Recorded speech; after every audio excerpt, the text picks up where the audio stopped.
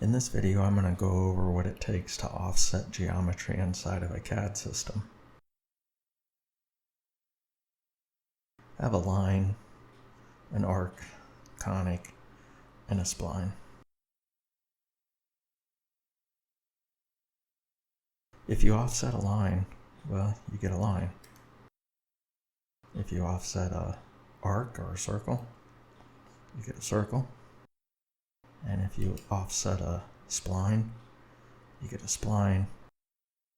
And if you offset a conic or an ellipse, you get a spline. Okay, turns out that whenever a CAD system can't figure out analytically what's going on, they'll morph down to a spline, which is the basic building block for a solid modeler. I wish that I could, I can pick this. I wish it would tell me, what are you? What are you? It doesn't really give us an indication as to what it is. Here, let's go look at this. So if I come over here and if I say, what are you?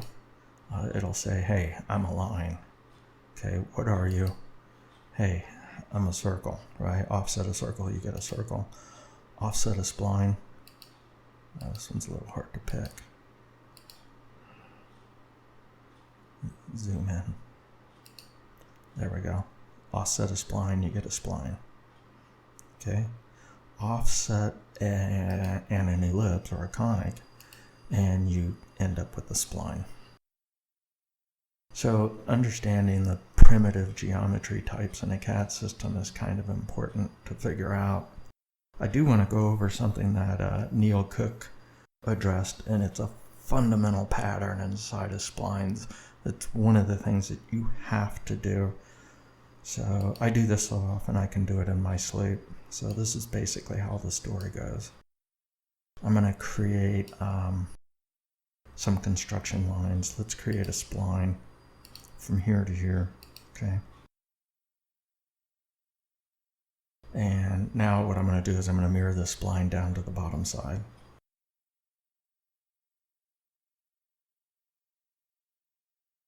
Okay. And you know what? I made a mistake. I don't want to do that. Okay. It's kind of difficult to build this inside of Onshape because there's an issue that they have to address.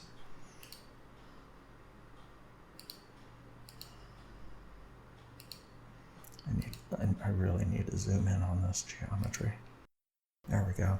Okay, so what I have is I have my mirroring planes, and let's continue on here. So how does this work? I got this mirrored to that, and if I drag this, that behaves.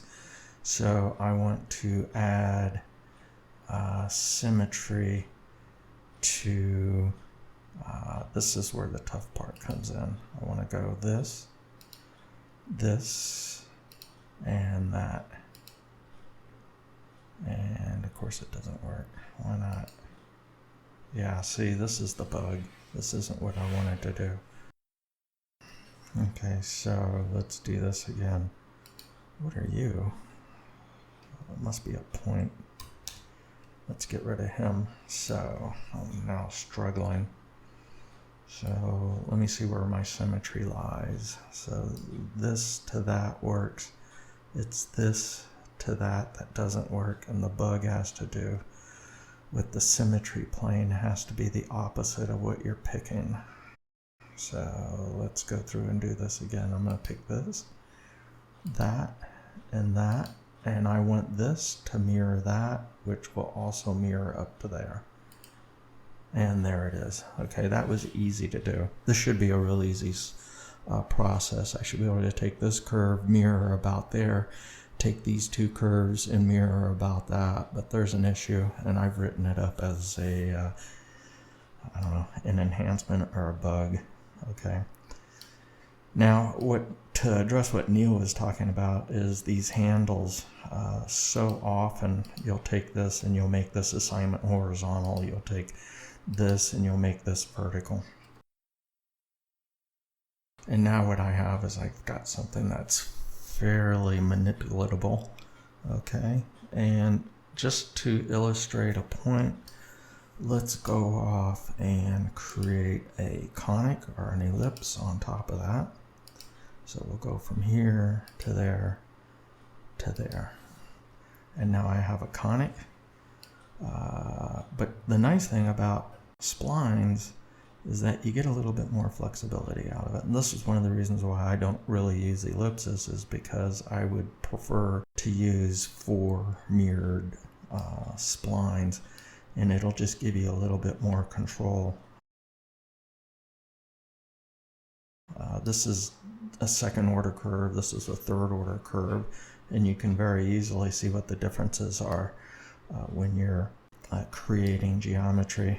To illustrate this just a little bit further, let's go off, let's extrude these things. I'll make it a surface, make it a little bit easier, and let's go off and grab my splines. One of the things that I would like to do is have a tangent select for sketch entities. Okay, obviously you can't do it. The only way that I know to pick these 4 curves is you get to go through and pick them 1, 2, 3, 4. It needs to be easier than that. So 1, 2, 3, 4, and this would be my approximated ellipse using third order curves. And then let's go off and let's create another surface using the ellipse so that you can get a better visual as to the two and how they actually behave.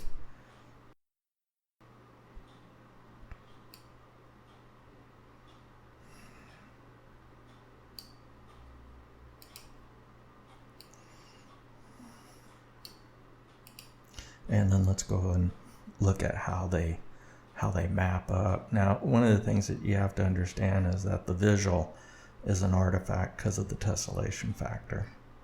Mathematically, it's probably not doing that. Actually, it's tessellating the spline better than it's tessellating the ellipse. Okay, so one of the things, I do this pattern a lot, and I can do it in my sleep because what Neil was talking about is controlling the handles based on horizontal, vertical. It's just a real common thing that you're going to end up doing with splines, and I highly recommend, if you want to play around with splines, is to try and create this approximated ellipse using splines.